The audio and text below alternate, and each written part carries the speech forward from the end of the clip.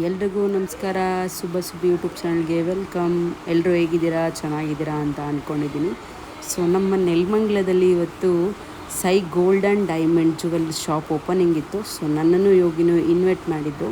So ಅದಕ್ಕೋಸ್ಕರ ನಾವು jeweller shop opening ಹೋಗ್ತಾ ಇದ್ದೀವಿ. ಬನ್ನಿ, ಈಗೆಲ್ಲ ಜುವೆಲರ್ ಶಾಪ್ ಇದೆ ಅಂತ ನಿಮಗೆ ತೋರ್ಸೋಕ್ಕೆ ಇಷ್ಟಪಡ್ತೀನಿ.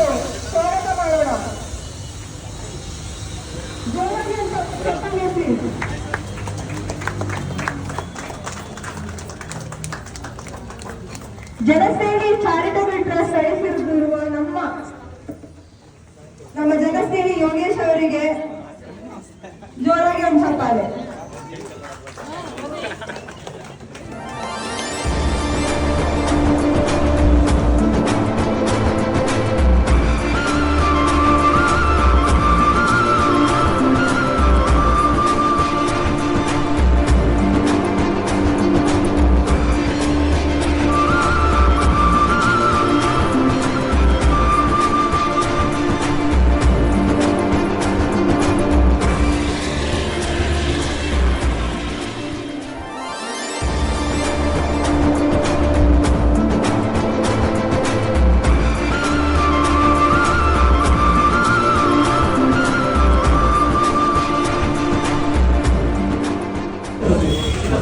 ಶಾಲೆಯಲ್ಲಿ ನನಗೆ ಗೊತ್ತಾಗ್ತದೆ, ಅವರು ಬಹಳಷ್ಟು ಕಷ್ಟಪಟ್ಟು ವಯಸ್ಸಾದ ತಂದೆ ತಾಯಿಯನ್ನಾಗ್ಲಿ, ಅನಾಥರನ್ನಾಗ್ಲಿ, ಅನಾಥ ಶವವನ್ನಾಗ್ಲಿ ಅವ್ರು ಎಷ್ಟು ಕಷ್ಟಪಟ್ಟು ಕೆಲಸ ಮಾಡ್ತಿದ್ದಾರೆ ಅಂದ್ರೆ ಅವರ ವಿಡಿಯೋನ ನೋಡಿದಾಗ ನನಗೆ ನಿಜಕ್ಕೂ ಕರಳು ಕಿತ್ತು ಬರುತ್ತೆ. ನಾವು ನಮ್ಮ ಬರ್ತ್ಡೇಗಳನ್ನ ಯಾವ್ದೋ ಡಾಬಾದಲ್ಲೋ ದೊಡ್ಡ ದೊಡ್ಡ ಹೋಟ್ಲ್ಗಳಲ್ಲಿ ಹೋಗಿ ಮನೆ ಮಂದಿ ಎಲ್ಲ ಸೇರಿ ತಿಂದು ಕುಡಿದು ಕುಪ್ಪಳಿಸ್ತೀವಿ.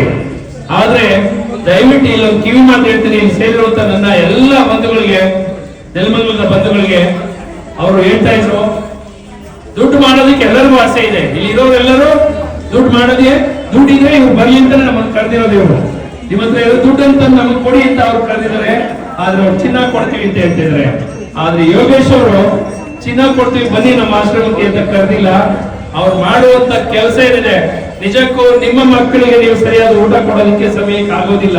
ಇಲ್ಲಿ ಬಹಳಷ್ಟು ತಾಯಂದಿರಿದ್ದೀರಿ, ಬೆಳಿಗ್ಗೆ 7:30 8:00 ಶಾಲೆಗೆ ತಯಾರಿ ಮಾಡ್ಬೇಕಂದ್ರೆ ಅದ್ರ ಕಷ್ಟ ಎಷ್ಟು ಅಂತ ನಿಮ್ಗೆ ಗೊತ್ತಿದೆ. ಆದ್ರೆ 130 ಜನಕ್ಕೆ ಯಾವುದೇ ಒಂದು ವಾಪಸ್ಸು ಅದರಿಂದ ಲಾಭ ಪಡೆಯದೆ ಸೇವೆಯನ್ನು ಮಾಡ್ತಿದ್ದಾರೆ. ಅಲ್ಲಿ ಬರುವಂತವರೆಲ್ಲ ಎಲ್ಲ ದೇಶದಲ್ಲಿ ಇರುವಂತ ಕಾಯಿಲೆಗಳನ್ನು ಹೊತ್ತು ಬರೋರು. ಮೊದಲನೇದಾಗಿ ಅವ್ರೇನ್ ಚೆನ್ನಾಗಿ ಶೋಕಿ ಮಾಡುವಂತದ್ದು ಬರೋರಲ್ಲ, ಎಲ್ಲ ರೀತಿಯ ಕಾಯಿಲೆಗಳನ್ನ, ನಿಶ್ಶಕ್ತರಾಗಿರುವವರನ್ನ ಮತ್ತು ನಡೆಯೋದಿಕ್ಕಾಗದೇ ಇರುವಂತರು, ಒಬ್ಬೊಬ್ಬರಿಗೆ 4-5 ಮಾತ್ರೆಗಳನ್ನು ಕೊಡಬೇಕು. ಇಂಥ ಜನಗಳನ್ನ ಅವರು ಕಾಪಾಡ್ತಾ ಇದ್ದಾರೆ.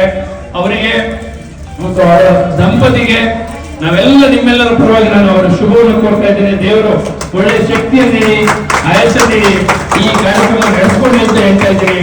ದಯಮಾಡಿ ಇನ್ ಮುಂದೆ ಯಾರಾದ್ರೂ ನೀವುಗಳು ನಿಮ್ಮ ಹುಟ್ಟಿದ ಮಗುವನ್ನು ಆಚರಿಸ್ಕೊಳ್ಳೋದಾದ್ರೆ ಅವ್ರ ಆಶ್ರಮಕ್ಕೆ ಹೋಗಿ, ನೀವೇನಿಲ್ಲ ಅವ್ರಿಗೆ ಒಂದಿನದ ಅನ್ನ ರಸ ಕೊಡಿ ಸಾಕು. ನೀವೇನು ಮೃಷ್ಟಾನ್ನ ಭೋಜನ ಕೊಡಬೇಡಿ, ನೀವ್ ಏನ್ ಬೇಕಾದ್ರೂ ಹೊರಗಡೆ ತಿನ್ಕೊಡಿ. ಆದ್ರೆ ಅಲ್ಲಿ ಹೋಗಿ ನೀವು ಖರ್ಚು ಮಾಡೋ ದುಡ್ಡಲ್ಲಿ 25% ಅವ್ರಿಗೆ ನೀವು ಕೊಟ್ರೆ ನಿಜಕ್ಕೂ ಅವ್ರು ಮಾಡ್ತಿರೋ ಕೆಲಸಕ್ಕೆ ಒಂದು ಸಾರ್ಥಕ ಆಗುತ್ತೆ.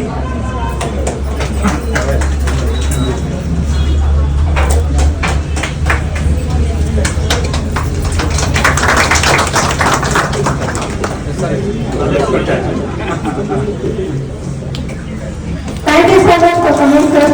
ಮತ್ತೆ ನಾವೆಲ್ಲ ಯಾರು ದೇವರನ್ನ ನೋಡಿಲ್ಲ, ಇದು ಏನಂತಾನು ಗೊತ್ತಿಲ್ಲ ಕೆಲವರಿಗೆ. ನಿಮ್ಮಂತ ಜನರಿಂದನೇ ನಾವು ನೋಡಿರೋದು. ಇಷ್ಟು ನೀವು ಹೆಲ್ಪ್ ಮಾಡ್ತಿದ್ದೀರಾ, ಇಲ್ಲಿ ಫುಲ್ಲು ಇಷ್ಟು ಹೆಲ್ಪ್ ಮಾಡ್ತೀರಾ. ಒಂದು ಎರಡು ಮಾತಾದ್ರು ನಮ್ಮ ಶೋರೂಮ್ ಬಗ್ಗೆ ಇಲ್ಲ, ನಿಮ್ ಬಗ್ಗೆ, ನಿಮ್ ಟ್ರಸ್ಟ್ ಬಗ್ಗೆ ಸ್ವಲ್ಪ ಮಾತಾಡ್ರೆ ಎಲ್ಲರಿಗೂ ಸ್ವಲ್ಪ ಗೊತ್ತಾಗುತ್ತೆ. ಸ್ವಲ್ಪ ಎಲ್ರಿಗೂ ನಮಸ್ಕಾರ. ಎಲ್ಲರೂ ಚೆನ್ನಾಗಿದ್ದೀರಾ ಅಂತ ಅನ್ಕೊಂತೀನಿ. ಯಾಕಂತ ಹೇಳಿದ್ರೆ ವಿಶೇಷವಾಗಿ ನಾವು ಮಾಡೋ ಕೆಲಸನ ಪ್ರತಿಯೊಬ್ಬರು ನೋಡ್ತಾ ಇದ್ದೀರಾ ಅಂತಾನು ಅನ್ಕೊಂಡಿದ್ದೀನಿ. ಸಮಾಜದಲ್ಲಿ ಎಷ್ಟೋ ಜನರು ನಿರಾಶ್ರಿತರು, ಅನಾಥರು, ಬೀದಿ ಬದಿಯಲ್ಲಿ ಮಾಡ್ತಾ ಇದ್ದಾರೆ, ಊಟ ತಿಂಡಿ ನೀರು ಇದೆ. ಅಂತ ವ್ಯಕ್ತಿಗಳನ್ನ ಕರ್ಕೊಂಡ್ಬಂದು ಪೋಷಣೆ ಮಾಡ್ತಿದೀವಿ ನಾವು. ಅದಕ್ಕೆ ಶಕ್ತಿಯಾಗಿ ನಿಂತಿರೋರೆಲ್ಲ ನೀವೇ, ನಾನಂತೂ ಅಲ್ಲ. ಸೊ ನೀವೆಲ್ಲ ಸಹಕಾರ ಕೊಟ್ಟು, ಪ್ರೀತಿ ಕೊಟ್ಟು, ಆಶೀರ್ವಾದ ಮಾಡಿದ್ದಕ್ಕೆ ಇವತ್ತು ಬರೋದು 130 ಜನ ಇದ್ದಾರೆ.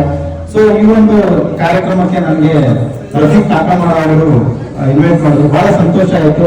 ನಾನು ಮನಸ್ಫೂರ್ತಿಯಾಗಿ ಬೇಡ್ಕೊಳ್ತೀನಿ, ಈ ಒಂದು ಶೋರೂಮ್ ಇನ್ನೂ ದೊಡ್ಡ ಮಟ್ಟದಲ್ಲಿ ಬೆಳೀಲಿ, ಇನ್ನೂ ಸಾಕಷ್ಟು ಜನ ಗ್ರಾಹಕರು ಇಲ್ಲಿ ಬಂದು ಪರ್ಚೇಸ್ ಮಾಡೋಂತಾಗ್ಲಿ, ಮತ್ತೆ ಸರ್ವ್ ಒಳ್ಳೇದಾಗಿ ಜೋರಾಗಿ ಕ್ಲಾಸ್ ಮಾಡಿ ದಯವಿಟ್ಟು ಬ್ರಾಂಚ್ ಮಾಡಿರೋದಕ್ಕೆ ನಿಮಗೆ ಹೃದಯಪೂರ್ವಕವಾಗಿ ಧನ್ಯವಾದಗಳನ್ನ ತಿಳಿಸ್ತೀನಿ ಸರ್. ಎಷ್ಟೋ ಜನ ಸಿಟಿಗೆ ಹೋಗ್ತಾರೆ ಹುಡುಕೊಂಡು ಏನಾದ್ರು ಜೋಡಿಸ್ಬೇಕಂದ್ರೆ, ಸೊ ತುಂಬಾ ಜನರಿಗೆ ಹತ್ರ ಅನುಕೂಲ ಮಾಡ್ಕೊಟ್ಟಿದ್ರ, ದೇವರು ಒಳ್ಳೇದು ಮಾಡಲಿ. ಹಾಗೆ ನಾವು ಮಾಡುವಂತ ಸಮಾಜಮುಖಿ ಕೆಲಸಗಳು ನಿಮ್ಗೆ ಇಷ್ಟ ಆದ್ರೆ ದಯವಿಟ್ಟು ವಿಡಿಯೋಗಳನ್ನ ಶೇರ್ ಮಾಡಿ, ಜೊತೆಗೆ ಯೂಟ್ಯೂಬ್, ಇನ್ಸ್ಟಾಗ್ರಾಮ್, ಫೇಸ್ಬುಕ್ ಅವೆಲ್ಲ ಗಮನಿಸಬಹುದು. ನಾವು ಏನ್ ಮಾಡ್ತಾ ಇದೀವಿ, ಯಾಕೆ ಮಾಡ್ತಾ ಇದೀವಿ, ಅದನ್ನ ತೋರಿಸ್ತಾ ಇದೀವಿ ನಿಮ್ಗೆಲ್ಲ. ಯಾಕೆ ತೋರಿಸ್ತಾ ಇದೀವಿ ಅಂದ್ರೆ ಪಬ್ಲಿಸಿಟಿ ತಗೊಂಡು ನಾವೇನು ಎಲೆಕ್ಷನ್ ನಿಂತ್ಕೊಂಡು MP-ನೋ MLA-ನೋ ಅಥವಾ ಮತ್ತೊಂದು ಆಗ್ಬೇಕು ಅನ್ನೋ ಯಾವುದೇ ದುರುದ್ದೇಶ ಇಟ್ಕೊಂಡಿಲ್ಲ. ಸೊ ನಮ್ಗಿರೋದು ಒಂದೇ, ಸಮಾಜದಲ್ಲಿ ಆಗ್ತಾ ಇರ್ತಕ್ಕಂಥ ಅನ್ಯಾಯ, ತಂದೆ ತಾಯಿಗಳ ಮೇಲೆ ಆಗ್ತಿರ್ತಕ್ಕಂಥ ದೌರ್ಜನ್ಯವನ್ನ ತಡೆಗಟ್ಟೋದಕ್ಕೆ, ಮಕ್ಕಳಿಗೆ ಅಟ್ಲೀಸ್ಟ್ ನಾವು ಮಾಡೋ ವಿಡಿಯೋಗಳಿಂದ ಅಟ್ಲೀಸ್ಟ್ 100 ಜನರಲ್ಲಿ ಒಬ್ಬರು ಬದಲಾದ್ರೂ ನಮ್ಗೆ ಸಂತೋಷ ಆಗುತ್ತೆ. ನಾವು ಕೂಡ ತುಂಬಾ ಕಷ್ಟಪಟ್ಟು ಇವತ್ತು ಈ ಸೇವೆನ ಆರಂಭ ಮಾಡಿರೋದು. ಎಲ್ಲರೂ ಅನ್ಕೊಂಡಿರ್ತಾರೆ ಯೋಗೇಶ್ಗೆ ಮತ್ತೆ ಮಂಜುಳಾ ಏನಪ್ಪ ಆರಾಮಾಗಿದ್ದಾರೆ, ನಾವು ಇವಾಗ ಆರಾಮಾಗಿದ್ದೀವಿ ಅಷ್ಟೇ. ಇಲ್ಲಿ ಬಂದಿರೋ ಕಾರಣ ಆರಾಮಾಗಿದ್ದೀವಿ, ನಮ್ಮ ತಲೆ ನಮ್ಮ ಕೆಲಸ ಎಲ್ಲ ಅಲ್ಲೇ. ಇವಾಗ ಇಲ್ಲಿ ನಿಂತಿದ್ರು ಕೂಡ ನಮ್ ಯೋಚನೆ ಮಾತ್ರ ಅಲ್ಲೇ ಇರುತ್ತೆ. ಎಷ್ಟು ಜನ ಇದ್ದಾರೆ, ಏನಾಯ್ತು ಅವ್ರಿಗೆ, ಏನ್ ಮಾಡ್ತಿದ್ದಾರೆ ಈ ಟೈಮಲ್ಲಿ ಅನ್ನೋದು ನಮ್ಮ ಯೋಚನೆ ಆಗಿರುತ್ತೆ. ಸೊ ದಯವಿಟ್ಟು ತಂದೆ ತಾಯಿಗಳನ್ನ ಆಚೆ ಹಾಕ್ಬೇಡಿ. ಯಾಕಂತ ಹೇಳಿದ್ರೆ ಅವರು ನಮ್ಗೆ ಬೆಲೆನೇ ಕಟ್ಟಕ್ ಆಗ್ತಿರೋ ಆಸ್ತಿ. ನಾವೆಲ್ಲ ಇವತ್ತು ನೋಡಿ ಚಿನ್ನದಂಗಡಿ ಬಂದು ನಿಂತಿದ್ವಿ, ಕೋಟಿ ಬೆಲೆ, ಎಷ್ಟು ಅವ್ರಿಗೆ ಬೆಲೆನೇ ಕಟ್ಟೋದಕ್ಕೆ ಸಾಧ್ಯ ಇಲ್ಲ. ಅಂತ ಒಂದು ಅಮೂಲ್ಯವಾದಂತ ವಸ್ತು ಅಂದ್ರೆ ತಂದೆ ತಾಯಿ. ಅವ್ರನ್ನ ಕಾಪಾಡ್ಕೊಡಿ. ನಾವು ಏನ್ ಹೇಳ್ಬೇಕಂತ ಗೊತ್ತಾಗ್ತಾ ಇಲ್ಲ, ಇವತ್ತಿನ ಮಕ್ಕಳಿಗೆ ಅದು ಅರಿವು ಆಗ್ತಾ ಇಲ್ಲ. ಎಲ್ಲರೂ ವಿದ್ಯೆ ದುಡ್ಡಿದೆ ಓಡ್ತಾ ಇದ್ದಾರೆ. ವಿದ್ಯೆ ಬೇಕು ನಿಜ, ದುಡ್ಡು ಬೇಕು ನಿಜ, ಆದ್ರೆ ಅದೇ ಎಲ್ಲ ಸ್ಫೂರ್ತಿ ಅಲ್ಲ. ಯಾಕಂದ್ರೆ ತಂದೆ ತಾಯಿ ಪ್ರೀತಿಗಳ ಮುಂದೆ ಯಾವ ದುಡ್ಡು, ಯಾವ ಆಸ್ತಿ, ಯಾವ ಚಿನ್ನ ಯಾವ್ದು ನಮ್ಮಿಂದ ಬರೋದಿಲ್ಲ.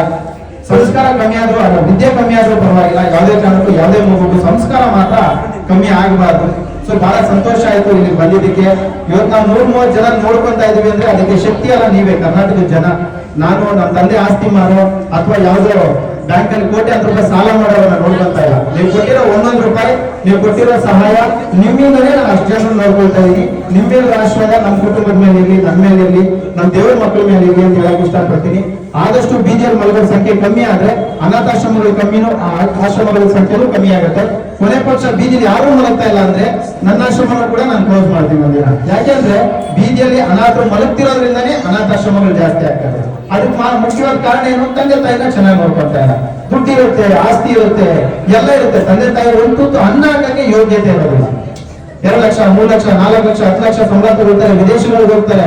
ಆದ್ರೆ ತಂದೆ ತಾಯಿ ಮಾತ್ರ ಇಲ್ಲಿ ಭಿಕ್ಷೆ ಬೇಡ್ಕೊಂಡು ಅನ್ನ ತಿಂತಾ ಇರ್ತಾರೆ. ಸೊ ಅಷ್ಟು ದೂರ ಹೋಗೋದಕ್ಕೆ ಕಾರಣ ಯಾರು, ತಂದೆ ತಾಯಿ. ಅವ್ರಿಗೆ ಊಟ ಆಗ್ತಾ ಇಲ್ಲ ಅಂದ್ರೆ ನೀವು ಎಲ್ಲೋಗಿ ಯಾವ ದೇವ್ರಿಗೆ ಅಭಿಷೇಕ ಮಾಡಿಸಿದ್ರೇನು, ಎಷ್ಟು ಕೋಟಿ ರೂಪಾಯಿ ತಗೊಂಡೆ ಉಂಡಿಗೆ ಹಾಕಿದ್ರೇನು, ಯಾವ ದೇವರು ಕೂಡ ನೀವು ಮಾಡಿರೋ ಪಾಪನ ಕ್ಷಮಿಸೋದಿಲ್ಲ.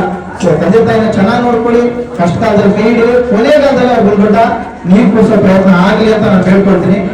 ಈ ಒಂದು ಕಾರ್ಯಕ್ರಮ ಕರೆದಿದ್ದಕ್ಕೆ ನಿಮ್ಮೆಲ್ಲರಿಗೂ ಕೂಡ ಹೃದಯಪೂರ್ವಕವಾಗಿ ಧನ್ಯವಾದಗಳನ್ನ ತಿಳಿಸ್ತೀನಿ.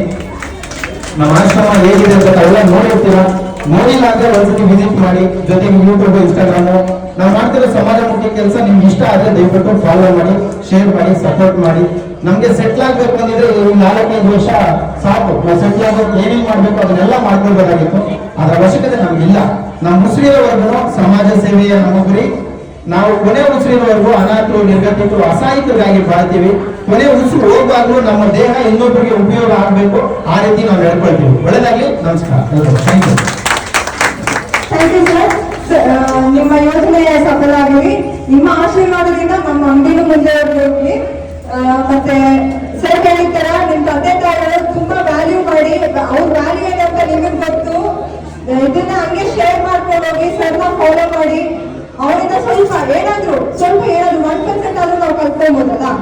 ಥ್ಯಾಂಕ್ ಯು ಸರ್, ತುಂಬಾ ಥ್ಯಾಂಕ್ಸ್.